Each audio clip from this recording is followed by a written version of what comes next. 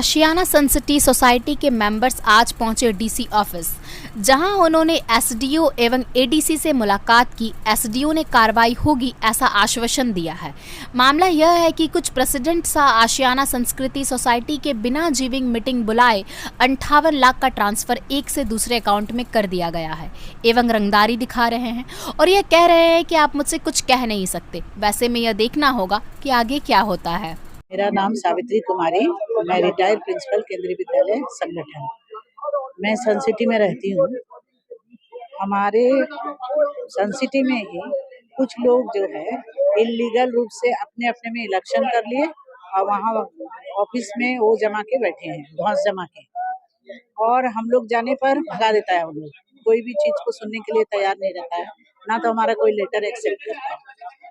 इन लोगों ने जब इलीगल रूप से इलेक्शन किया, इलीगल रूप से आपको क्लियर करना पड़ेगा तभी मैंने बोल पाऊंगी। इलीगल रूप से मतलब है कि इनका जो हम लोगों के बायलॉज के अनुसार जो इलेक्शन ऑफिसर होगा उसका घर नहीं है, जबकि घर होना चाहिए, पहला चीज।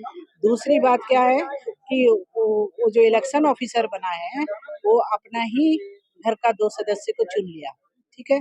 उसके बाद और एक ऑफिसर, इलेक्शन ऑफिसर था, वो लोग का एक्स ऑफिस का टीम था, जो कि वैसा भारत में इलेक्शन नहीं होता है कि अपना आदमी को घर में चुन लो, ऐसा नहीं होता है। तो इसीलिए हम लोग बोल रहे हैं इलीगल है और इसी के ऊपर हम लोग प्रोटेस्ट कर रहे हैं।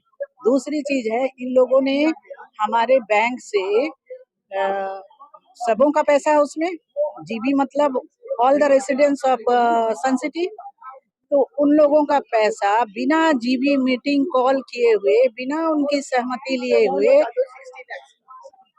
58 लाख रुपया को एक बैंक से दूसरे बैंक को ट्रांसफर कर दिया। तो ये मालिकाना हक उन लोगों को किसने दिया कि वैसे ट्रांसफर कर लेंगे? तो ये तो अपने आप में गलत है और जरी है, एक तरह से देखा जाए तो इसी के अगेंस्ट में हम लोग प्रोटेस्ट कर रहे हैं कि हम लोग इस जितने जो लोग हैं ऑफिस में बैठे हुए सीज करके जब्त करके, उनको हम लोग नहीं मानते हैं। फिर से इलेक्शन होना चाहिए, फेयर इलेक्शन होना चाहिए।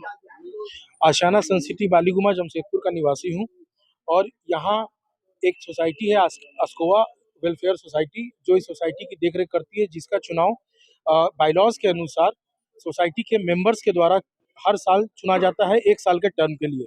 विगत 2 वर्षों से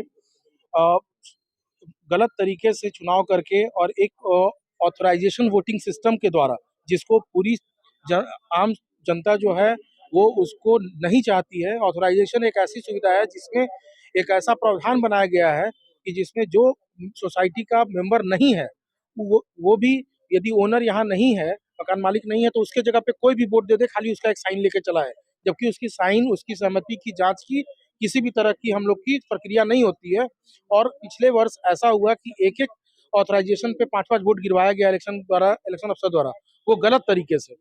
पिछले वर्ष हमारे जो फिर भी जीएस चुन के आए और कुछ जो उनके विपक्ष में बोल रहे थे, उनको सोसाइटी में नहीं घुसने दिया गया, उन लोग को बाहर रखा गया। हम लोग साल भर तक पूरी तरह से परेशान रहे उनकी व्यवस्था से। जून जुलाई के मौसम महीने में उनके द्वारा पावर कट भी किया गया, रात में कुछ मिसक्रिएंट्स के द्वारा 4-4 घंटे तक लाइट कट किया गया, लोगों को परेशान किया गया। उसके बाद जब हम लोग इंतजार करते, साल में 4 जनरल बॉडी मीटिंग का प्रावधान है, लेकिन उन्होंने एक भी मीटिंग नहीं कराया।